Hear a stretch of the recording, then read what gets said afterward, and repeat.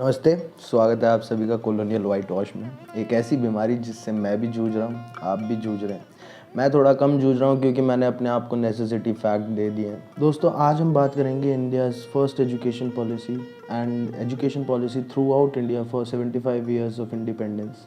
The first education minister of the independent India was Maulana Abdul Kalam Azad, who was an Islamic theologian, a scholar, writer, and an independence activist. The education system today, or the education system and the syllabus which has been set throughout after our independence, was curated by Maulana Abdul Kalam Azad. Before moving on to further topic of first policy of education or the national policy on education implemented by Maulana Abdul Kalam Azad, I want you all to go through this small concept. एक छोटा सा concept है जिसके लिहाज से हम आगे की सारी चीज़ों को, सारी घटनाओं को ढंग से समझ पाएंगे। Disinformation is just lies. It's putting out false information to confuse and distract and to make you question real information out there. They have started disinformation campaigns that went worldwide, and if you analyze those, you start to see elements of the common Russian disinformation playbook. They would take stuff that actual events that were in the world press that actually happened, and then weave together a story. And they actually created fake documents, essentially, and then put them into the mainstream media. Disinformation एक आसान शब्दों में कहूँ तो एक ऐसी technique थी जो केजीबी और सीआईए कोल्ड वॉर के अंदर यूज़ करती थी to subterfuge their citizens in complying in their norms. वो चाहते थे कि इतना खौफ पैदा हो जाए इनके सिटीजन्स के अंदर कि वो लोग कोई भी चीज़ और कोई भी डिसीजन लेने से पहले वो चीज़ को दिमाग में रखें कि they have a nuclear power at bay. Disinformation is a concept. अगर सीधी भाषा में बोला जाऊँ तो कोई एक इन्फॉर्मेशन जो आपको पहली बार मिली है तो वो आपके दिमाग में एक परमानेंट स्पेस ऑक्यूपाई कर लेती है। भले ही वो इन्फॉर्मेशन ट्विस्टेड हो, ट्वीक्ड हो या थोड़ी गलत हो या नेसेसरी इन्फॉर्मेशन उसके अंदर ना हो, लेकिन फिर भी जो इन्फॉर्मेशन आपको पहली बार सुनाई गई है, पहली बार बताई गई है, वो आपके दिमाग में एक परमानेंट स्पेस ऑक्यूपाई कर लेती है।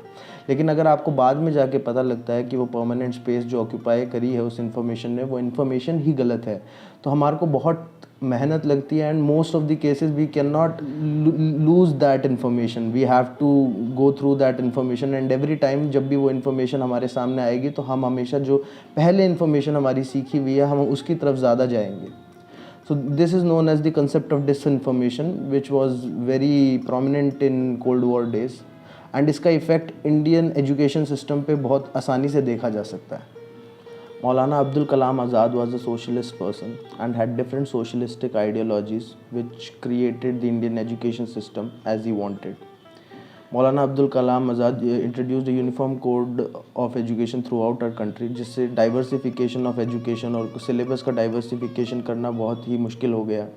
और इतनी बड़ी country like India, which is a subcontinent in itself, does not have same history throughout its states. And Jammu Kashmir का लड़का भी वही हिस्ट्री पढ़ेगा जो केरला का लड़का पढ़ेगा। Maulana Azad was born in Mecca in 1888 which was part of Ottoman Empire back then. His father moved into Mecca during the rebellion of 1857. Maulana Abdul Kalam Azad was very fluent in Arabic as his first language, and over the ages he had learned Persian, Bengali and English and many different languages. He was also trained in different religious Islamic schools such as Hanifi school, Maliki schools, Shaifi schools and etc. Maulana Abdul Kalam Azad was a great philosopher, scholar, a writer and an Indian independence activist who devoted his life for Indian independence. Yet I believe that he had systematically and his socialist ideas systematically murdered the Indian heritage and Indian culture in our textbooks because he circumscribed that syllabus into such a confined zone that we were not able to learn about our own history, our own cultures.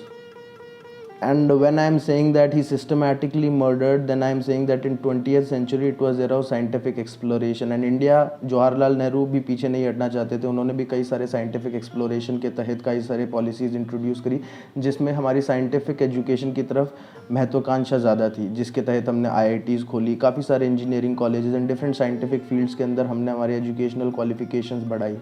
लेकिन इसी की तरह इसी सिक्के के दूसरे पहलू पे हमारी हिस्टोरिकल एजुकेशन थी, जिसको दबाया जा रहा था, जिसको रखा जा रहा था नीचे, जिससे हमारी इंटेलेक्चुअल जो हिस्टोरिकल इंटेलेक्ट है वो हमारा कम करा जा सके, while improving the scientific intellectualism. और जिस हिसाब से साइंस का में बढ़ोतरी होती गई and scientific education was improving in our country, किसी का भी हिस्टोरिकल सिलेबस या हिस्ट्री के सिलेबस की तरफ ध्यान ही नहीं गया कि how blunder of a syllabus, history syllabus in Indian education is like. अगर कोई एक बच्चा है जो 6th to 10th क्लास का एक बच्चा है जो हिस्ट्री पढ़ रहा है and he would not be pursuing any career in history और आर्ट्स फील्ड, देन जो 6 से 10 साल की क्लास में उसको हिस्ट्री पढ़ाई जाएगी, वही हिस्ट्री उसको ज़िंदगी भर हमेशा उसकी याद रहेगी। और अगर आपको मैं क्लास 6 to 10th का सिलेबस बताऊं तो क्लास 6th के अंदर तो ये लोग पढ़ाते हैं where, when and how, Chola, Pandyas, Pratihara, Rashtrakuta, Upanishad, Puranas and all different things which are consolidated in our pre ancient history. Class 7th में ये पढ़ा देते हैं Delhi Sultanate and Mughal dynasty, archaeology, architecture and their paintings, renaissance and different things. Class 7th में ये पढ़ा देते हैं अंग्रेज़ and colonialism and the how we were colonised by Britishers. Class 9th के अंदर ये नाजिज्म एंड फ्रेंच रेवोल्यूशन पढ़ा रहे हैं। Now how come a Indian student wants to learn about French revolution when he do not know about Amar Singh? Who was Amar Singh? Maharana Pratap के बेटे का नाम नहीं पता और महाराणा प्रताप के बारे में हम ढंग से नहीं जानते, but we all want to learn about French revolution which was never, उन्होंने हमें कॉलोनाइज भी नहीं किया था यार फ्रेंच ने, तो हम उनके बारे में पढ़ रहे हैं। And French revolution and Nazism we learn about, and in class 10th it's nationalism in Europe, nationalism in India and age of industrialization. There is no other thing in class 6 to 10th history, and even if you go to 11th and 12th history, that is also little bit minced only. अब कई लोग कहेंगे इसके अंदर कि तुम्हारे को क्या दिक्कत है, सिलेबस इज़ वेल बैलेंस, सब कुछ है सिलेबस के अंदर, सारे डिविजन्स हैं, हिस्ट्री के सारे अच्छे से बैलेंस्ड सिलेबस हमने से क्लास 6 to 10th का बना के दिया हुआ है। लेकिन मैं उन सब से कहना चाहूँगा कि ये बैलेंस्ड नहीं है, ये डिल्यूजनल है और ये डाइल्यूट कर रहा है हमारी इंडियन हिस्ट्री को, हिस्टोरिकल फैक्ट्स को।